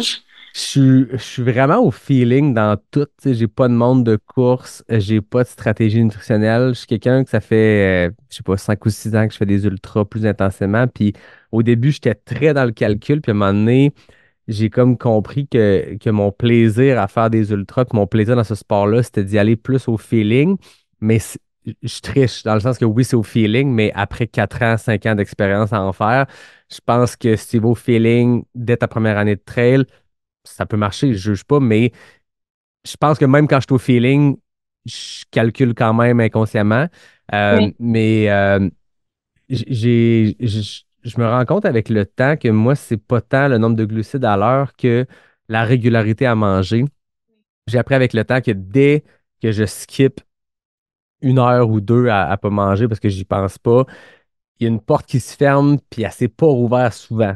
Dans mon expérience, là, tu sais, j'ai fait une vingtaine, je sais pas, 25-30 ultras. Euh, les fois où ça a rouvert, c'est arrivé une fois sur, tu sais, c'est exceptionnel. Fait que ça, je le monitore vraiment. Fait que quand je vais checker l'heure, tu sais, en fait, je cours avec une montre, mais une Timex qui me dit l'heure, je check pas le chrono, je check vraiment l'heure du soleil, là. Ben, je vais me dire, OK, d'ici 14 heures, il faut que j'aille manger. D'ici 15 heures, il faut que j'aille manger. L'hydratation aussi, mais j'ai moins de problèmes de ce côté-là. Mais cette régularité-là est super importante parce que des fois, je vais me forcer à manger, pas que j'ai mal au cœur et que ça rentre pas que j'ai faim. C'est juste, faut que je le fasse. Sinon, si je perds ça, là, c'est là que ça part en vrille. Mais je pense que côté glucides, je suis au moins à 30-40 grammes par heure. Mais je le sais que ceux qui checkent plus le data, faut que tu vises un peu plus que ça, là. Oui, certainement, mais c'est correct, regarde, C'est combien le sweet spot? C'est 60-80? ben, ça dépend de la durée totale de ton entraînement, là, mais tu sais, ce qui serait recommandé, mettons, ça serait 60 grammes de OK. glucides par heure au moins. Puis si tu es capable d'en tolérer plus, ben tu peux Ouais. aller à peu près 90, là. Mais je pense que inconsciemment, je vais toujours avoir le target de 40 dans la tête, plus ravito. C'est 40 avec ce que je consomme, que j'ai dans mes affaires, drink mix, bar, gaufre, peu importe. Puis ravito va probablement venir combler le petit manque. J'ai quand même une physionomie particulière où j'ai quand même si je m'entraîne, même dans les années où je réussis à faire des semaines de 120, 140 kilos de volume, j'ai une base de gras de masse que je perds pas. Ce qui fait que c'est frustrant la première fois que tu te dis, Chris, je suis rendu à 120 kilos par semaine, puis ça joue pas sa balance. Mais à un moment donné, ça doit faire 2 ans que j'ai pas regardé une balance. Mais je pense que ça me sert dans des moments où la nutrition prend le bord. Je peux toffer vraiment longtemps là-dessus. Je ne vais pas m'asseoir là-dessus puis assumer que c'est pas trop grave si je perds ma nutrition puis que je suis plus capable de manger. Mais je pense que cette masse-là fait que je peux creuser plus longtemps là-dedans. Mais c'est mon feeling. Est-ce que nutritionniste peut confirmer. Exact, parce que plus tu es en intensité élevée, essentiellement, plus ton corps va prioriser les sucres à titre de carburant. Puis en intensité plus faible, ben ça va être il y a les gras qui vont prendre leur place en plus grande proportion. Fait que là, c'est là effectivement que plus tu fais des longues distances, ben ça devient impossible à un moment donné de garder une intensité qui est très, très élevée. Fait que, tu sais, probablement que tu t'en sors très, très bien, justement, parce que t'es régulier dans tes efforts, puis justement, t'atteins un certain pourcentage de ton VO2 max que tu préserves durant la durée totale de ta course. Puis avec tes apports, t'arrives à gager à peu près, là. Je sais Ouais. pas si t'es-tu affamé des moments dans la course ou ça va comme assez bien? C'est très rare. Souvent, je vais C'est me maintenir avec des mini collations tout le temps. Tu sais, je me rappelle à Ricana 125, justement, je parlais à mon pêcheur, puis j'étais comme, OK, la fin commence à arriver. Je mange, tu sais, quand la nutrition en fin de course, ça m'est jamais arrivé qu'à la fin, je peux manger comme un quesadilla, puis c'est comme si j'étais mardi Non, midi mais comme le 40 là. Il y a toujours, à la fin, c'est plus tough, mais tu sais, je sens qu'il faut juste que ce soit régulier, puis souvent, c'est des petites affaires, mais que je mange quasiment en continu, puis dès que tu sais, je tolère pas la faim, je l'endure pas, en fait. Je vais pas commencer à avoir faim, puis me dire, ah, je mangerai au prochain ravito, parce que là, c'est le mal de ventre, de faim qui devient un mal de cœur, puis là, tu perds tout le contrôle, là. Ouais, ouais. On voit que tu l'as expérimenté. Oui, c'est ça. Il y a comme eu quelques erreurs, mais plus en entraînement, en course, j'ai pas tant eu de mauvais moments. Puis les fois que c'est arrivé, il faut pas le dire trop fort, mais j'ai viré sur le Coca-Cola, puis ça a passé. Mais je le sais que c'est pas optimal. Je sais qu'il y a des organisations qui, quand tu leur dis des ravitaux que il n'y a plus rien qui rentre, ça fait 4 heures que je bois du Coke, non, dis-leur pas parce qu'ils te laisseront pas partir. Ça m'est arrivé aussi. Je serais curieux quand même de le comprendre. Pourquoi, on l'entend souvent, là, qu'est-ce qui fait que quand ça rentre plus, de un, le Coca-Cola rentre encore, puis est-ce que c'est suffisant pour nous supporter ou c'est comme un mythe, puis c'est un peu de la chance les fois que c'est arrivé? Je pense que ça peut aider. Mais écoute, mon Dieu, ça dépend tellement du cas par cas, j'ai l'impression, là. OK. Es-tu complètement déshydraté? T'es-tu, genre, overall, pas bon dans ta gestion de nutrition? Est-ce que c'est juste les glucides tu sais, ouais, je pense que c'est vraiment du cas par cas, mais, ben, moi, je pense que la notion de caféine, là, qui t'aide à te donner un kick, puis après ça, ben, c'est sûr que c'est du sucre, direct d'un veine, là. Ah, c'est ça. Oui, mais il faut quand même faire attention là, parce que tu sais, le sucre, là, ça, je le vois souvent, là, les gens ne le diluent pas assez. Là. Tu sais, OK. c'est comme, OK, je me garde de sucre, mais au final, tu sais, au niveau du tube digestif, ça devient beaucoup, tu sais, ça devient très concentré. Puis là, ça crée bien des inconforts gastro-intestinaux, puis des fois, des petites diarrhées osmotiques. Fait Ouais, c'est que, ça. fait que, C'est pas voilà, on veut optimal. non, on veut pas ça, effectivement. Mais ouais, je sais pas spécifiquement le code, tu sais, en vrai, pourquoi ça spécifiquement versus du jus ou autre chose. Ouais. J'ai l'impression qu'il y a une notion de caféine, de genre, Ouais, ça doit aider. on est dans l'interdit, là. Oui, c'est ça. Ça doit être trippant, là. Je confirme que les seules fois dans ma vie que je bois du Coke, c'est dans une course parce que pas de 2 litres dans le frigidaire. Tantôt, tu parlais de les gens par rapport aux glucides. Il y a comme une méfiance de je vais prendre du poids. Est-ce que tu penses que c'est relié au fait qu'on entend beaucoup parler de régime keto, tu sais, je veux dire, je suis la personne la moins keto dans mon approche. Puis des fois, je suis sur TikTok, puis on me pousse des contenus, puis je suis comme, pourquoi je suis target de ça? Des gens qui te parlent de la recette miracle, puis qui ne font que manger du bacon, puis ils perdent du poids. Sens-tu que Je c'est dirais ça en ce moment dans la société? Ben, je dirais pas keto, là. Ce que je te dirais qui est très à la mode en ce moment que je vois dans mes consultations, c'est le jeûne intermittent, là, qui OK, est que, OK, plus que le keto. ouais, 100%. Keto, c'était comme un petit peu avant. OK, je suis Mais comme old school, moi. ah, non, mais non. Mais je OK, te dirais que les gens en général ont tendance à comme associer les glucides avec comme un apport calorique qui est plus grand. OK. Mais tu sais, souvent ce que je répète, c'est comme, tu sais, c'est pas l'apport en glucides le problème. Tu sais, c'est pas le fait que t'en aies dans ton assiette, c'est plus la proportion dans laquelle tu le manges, là. Tu sais, si je pense à notre classique repas québécois, là, genre le spaghetti sauce à la viande, là, mais comme t'as la baguette de pain à côté, fait que là, tu sais, les gens souvent mangent trop vite, fait que là, on engloutit le spaghetti, après ça, on a encore faim, fait que se réserve une autre assiette, puis tu sais, ça se digère très vite, là, des pâtes. Ouais. C'est sûr que t'as faim rapidement après. Puis là, malgré le fait que t'as mangé quand même une bonne portion. Fait que là, c'est sûr que quand tu as un pattern comme ça, oui, tu vas avoir tendance à prendre du poids, mais est-ce que le problème, c'est la notion que tu avais des glucides dans ton assiette ou bien le manque d'équilibre Ouais. avec les autres nutriments Ou que la tu devrais? quantité totale. Exactement.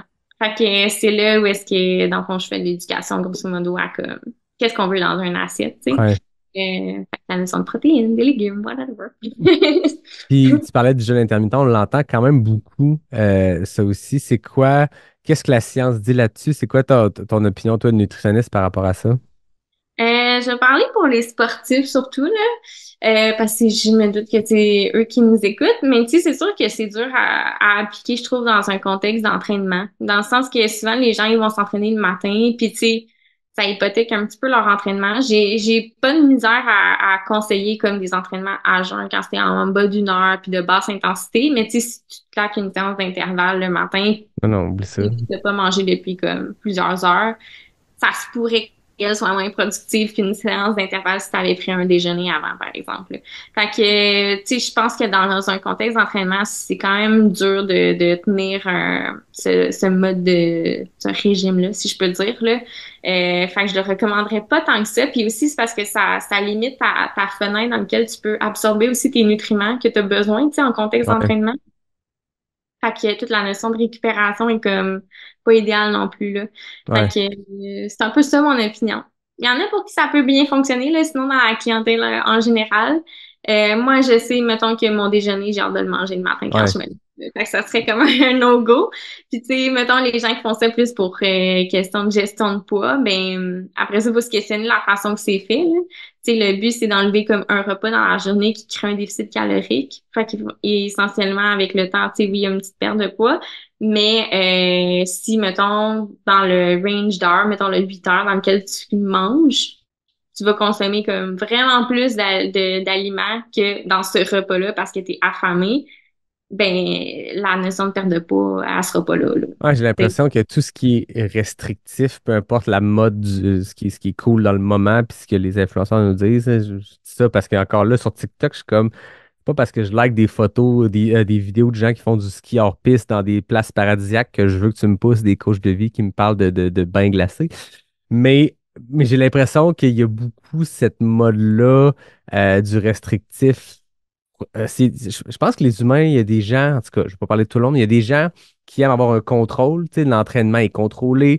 Quand tu réussis à contrôler ta nutrition, d'une restriction, il y a comme un pouvoir sur soi-même. Puis je pense qu'on aime l'humain s'accomplir dans des choses comme ça, puis de réussir à sentir qu'on a le contrôle par-dessus. Mais ce que j'entends souvent, c'est que ça fait pour un temps, puis à un moment donné, il y a comme une espèce de faut que tu sortes le méchant d'une autre façon. Puis là, le monde va se mettre à avoir des cheat days, mais là, le cheat day va venir scraper tout ce que tu as essayé de faire pendant ta semaine. Puis, c'est comme tu le disais, moi, j'avais entendu que justement, quand tu fais des jeûnes intermittents, ton, ton apport calorique normal de nourriture dans une journée, selon ton poids, ta tête, ton mode de vie, doit être le même selon la fenêtre d'heure où tu manges. Faut pas que tu le fasses Ben, pour si, perdre du poids. ça dépend pourquoi tu le fais, tu sais. C'est là Ouais, que si tu veux avoir comme juste skipper un repas parce que pour X autre raison que ça peut avoir des bienfaits dans ton corps, fine. Genre, si t'es pas dans une optique de perte de poids, oui, là, il faut que ton apport calorique soit le même, mais souvent les gens, ils le font pour la perte de poids, là, ouais, parce ok, je comprends. le pourcentage de gens dans la société qui ont de l'insatisfaction corporelle est très élevé, là. Ouais, c'est ça. Oui. Mais tu sais, tu me fais penser à, tu sais, quand tu dis la notion de contrôle, mais tu sais, souvent c'est une fausse notion de contrôle, là. Tu sais, c'est pas un vrai contrôle, ça amène plus à des pertes de contrôle, d'essayer d'avoir beaucoup de rigidité, tu sais. Ça, écoute, je préfère un épisode complet là-dessus. Ouais, pas mal. Mais c'est vraiment intéressant. Je trouve ça le fun de l'aborder parce que ça fait partie de notre sport, mais ça fait partie de notre société. J'ai l'impression que c'est un concern généralisé, puis les gens veulent un contrôle, une maîtrise de leur poids. Puis tant mieux, je veux dire, ça reste que ça part d'une intention d'être en santé, je suppose, ou en tout cas de bien paraître, mais surtout, tu sais, ça part d'un besoin d'être en santé. Mais il y a tellement de choses qui se disent, puis il y a tellement de recettes miracles. À chaque année, il y a une nouvelle mode de recettes miracles. Puis quand j'ai l'occasion de parler à quelqu'un qui est un expert là-dedans, j'aime ça comme essayer de départager le vrai du faux parce que c'est dur là-dedans. Puis moi, je sais rien de tout ça, je fais mes petites affaires, mais ça m'intéresse juste d'un point de vue théorique, là. Mhm. Mais non, mais je te comprends. Puis après ça, la désinformation qu'il y a en ce moment, c'est un peu fou, beaucoup, là. Ouais. En consultation, là, des choses comme ça, puis je suis comme, hein? Tu sais, je comprends même pas le lien, là. Ouais. C'est deux choses qui ont aucune cohérence entre les deux. Puis là, après ça, tu essaies d'expliquer à la personne à quel point, tu sais, l'information qu'elle vient de te divulguer fait aucun sens. C'est un peu difficile, là. C'est comme, c'est ça. Mais quand tu comprends, mettons, comment le corps il fonctionne, t'es comme, aïe, aïe, aïe, puis on part de loin, là. Ouais. Ouais, puis ça reste qu'il faut s'appuyer sur la science des choses, t'es mode ou pas, ou ça reste que faut attendre de voir la science qui revient de tout ça. Mais maintenant, on est dans une société, puis là, je parle au sens large, là, pas dans le sens de notre communauté, mais comme une méfiance par rapport à la science, par rapport à surtout ce qu'on voit au sud de la frontière. Mais même ici, tu sais, dans le temps de la COVID, des fois, tu te dis, OK, il est rendu une méfiance extrême de ça, mais on va croire des gens qui s'appuient sur d'autres affaires qui, de nos yeux, n'ont pas de sens. Fait que ça devient vraiment difficile de départager le vrai du faux. Puis en nutrition, la perte de poids, je veux dire, chaque génération a ses modes, puis a essayé des affaires. Puis on le voit avec du recul qu'il n'y a rien qui marche autre que contrôle calorique ou un déficit calorique pour avoir une perte, puis quelque chose qui est plus Je dirais progressif, hein. certaines habitudes de vie jumelées avec Bouger. l'entraînement qui fait en sorte que... Puis tu sais, après ça, moi, tu sais, je peux jamais promettre une perte de poids, là, tu sais, en consultation. Il y a tellement de composantes qui influencent le poids. Puis ça, tu sais, c'est vraiment important que les gens y comprennent, là. Il y a des notions de génétique, tu sais, qui rentrent en ligne de compte dans lesquelles il y a des trucs qu'on peut contrôler comme ton alimentation, ce que t'es, ton entraînement, tout ça, mais il y a d'autres sphères sur lesquelles, malheureusement, tu sais, on est plutôt limité, là. Fait que Ouais. ce que je promets, par exemple, c'est que tu vas être plus en santé. Ouais. Ça, j'en ai la certitude. Ça, à date, là, ça va bien, là. Mais tu sais, être en santé ne veut pas dire avoir la silhouette parfaite qu'on nous dit qui est une silhouette parfaite, le six-pack ou les fesses de telle façon, peu importe. Être en santé, ça peut prendre toutes les formes. Puis quelqu'un qui, en apparence, cadre pas dans le moule parfait qu'on peut voir dans les magazines ou les publicités, est probablement plus en santé que quelqu'un qui fume des tops pour couper des repas puis prendre un peu moins de bouffe. Puis, hey, yes, je suis fit comme la personne dans le magazine, mais je suis pourri de l'intérieur. Oui, exactement. Puis, tu sais, après ça, là, on parle beaucoup de santé comme physique, mais il y a aussi la santé psychologique, là. Tu sais, Ben je veux dire, oui, ben oui. il y a des gens qui peuvent être capables d'adhérer à des règles super rigides, puis comme maintenir ça, mais au final, tu sais, ils sont un peu misérables, là. Fait Ouais. que est-ce que t'es comme, à quel prix, tu sais, tu veux ça, là, aussi? Fait que ça c'est aussi d'autres choses que je vois en consultation, effectivement. Ouais, puis tu sais, je veux dire, on a une vie à vivre, c'est correct. Si t'as la dent sucrée, d'une fois de temps en temps. Tout est toujours dans les extrêmes, mais c'est pas genre je veux maintenir un poids santé, donc je vais couper tout ce que j'aime dans la vie puis manger du céleri. C'est un peu extrême, tu sais, on va avoir du fun au quotidien, puis on s'est éloigné un peu du trail, mais je trouvais ça le fun d'aborder ces Moi, sujets-là je suis avec contente, toi. c'est mon sujet favori. Oui, c'est ça. Écoutez, ça a été vraiment, vraiment une belle discussion. J'ai eu beaucoup de fun à vous découvrir, à poursuivre cette conversation-là qui a commencé dans le sentier des Caps pendant le QMT. Euh, les questions éclair-nac de fin d'épisode, quand je reçois un couple, sont différentes. On va venir tester votre complicité ou en tout cas voir si vous avez les mêmes réponses à différentes questions.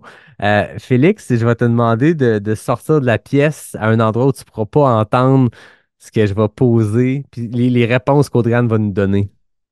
Hey, ça, c'est tellement drôle là, que tu demandes ça, Yannick, parce qu'on habite dans un loft.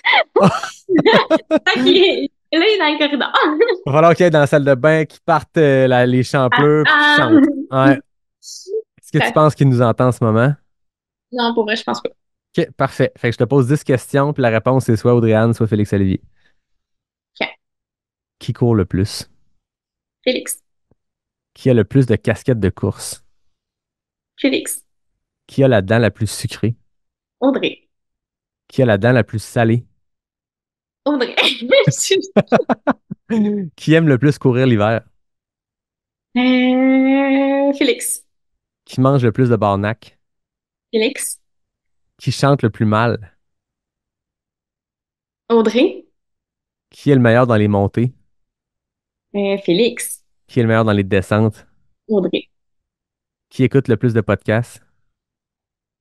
Félix. Qui a les idées de destination voyage? Félix.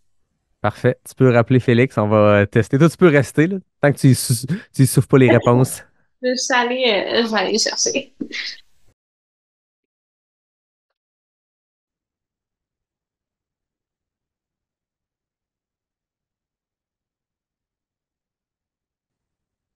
Es-tu prêt, Félix?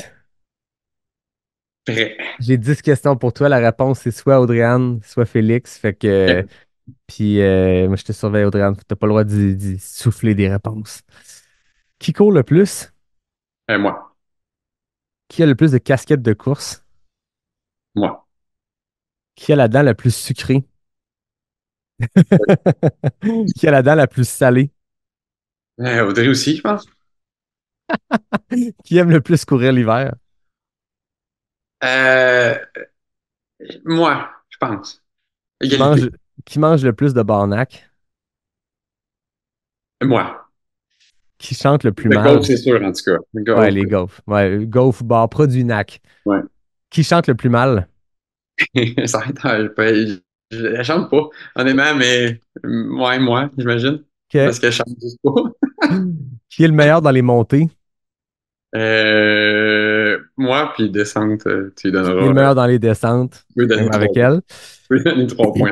Qui écoute le plus de podcasts? Overall, Audrey. Qui a les idées de destination voyage?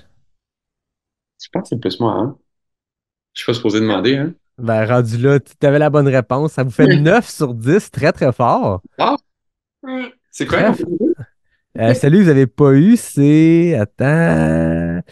Qui chante le plus mal? Audrey avait dit Audrey. Puis toi, Je t'as chante dit. pas. C'est pas Je- pareil, c'est pas.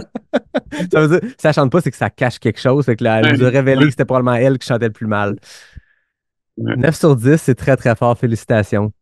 À vous, hein? Merci. La semaine passée, ben, au dernier épisode, non, pas vrai, pas le dernier épisode, mais il y a 2 semaines, j'avais reçu Jean-Philippe et Véronique pour parler des hormones. C'était pas le spécial couple, mais là, je me disais, il y a un couple. La troisième invitée était déjà venue au podcast, fait que Sarah, elle a jugé les réponses. Il y a eu 10 sur 10, c'est quand même très fort. Oh, Mais 9 sur 10, vraiment, c'est beaucoup plus que la note de passage, fait que je vous félicite. ouais, merci. Très apprécié. Hey, ça a été vraiment le fun de vous jaser. J'ai beaucoup aimé cette discussion-là. Je suis sûr que les gens qui écoutent aussi ont beaucoup trippé. On va vous suivre l'an prochain, cette préparation-là pour Arikana. Puis je sens qu'il y a plein d'autres affaires qui s'en viennent pour vous, voyages, d'autres courses. Fait que on va suivre ça. Merci beaucoup d'être venu aujourd'hui à Pas sorti du bois. Ben, Merci, Anne. C'était super le fun. Ouais. Ça s'est bien passé, ça n'a pas fait mal. Non, ça a Bon, ben, vous me rassurez. Ah, on moi, est je à termine. 0 sur 10 sur l'échelle de stress. C'est tout va bien. Combien sur 10? 0 sur 10. 0 sur 10 en échelle de stress, c'est bon. Félix, tu as commencé à 3 sur 10, tu me disais tantôt, on était combien? 0 passe vite, je le dirais. Voilà, je sais pas si c'est l'épisode, la discussion ou la bière, mais dans tous les cas, ça a marché. Fait que Ouais. c'est ça qui est important pour moi, c'est que le monde passe un bon moment pour vous. Puis pour les gens qui écoutent, on espère aussi, j'ai pas de doute là-dessus. Je termine en remerciant David Hébert pour le design graphique, Fred Desroches pour le thème musical. Je remercie NAC, qui est le partenaire officiel du podcast, Noctem pour cette excellente Old School qui était vraiment, vraiment très bonne, Capic 1 également. Et ben, je vous dis j'allais dire à la semaine prochaine, mais là, il faut que je me dompte. Hein? J'ai promis en 2024 que je serai aux 2 semaines. À date, j'ai quand même pas pire réussi.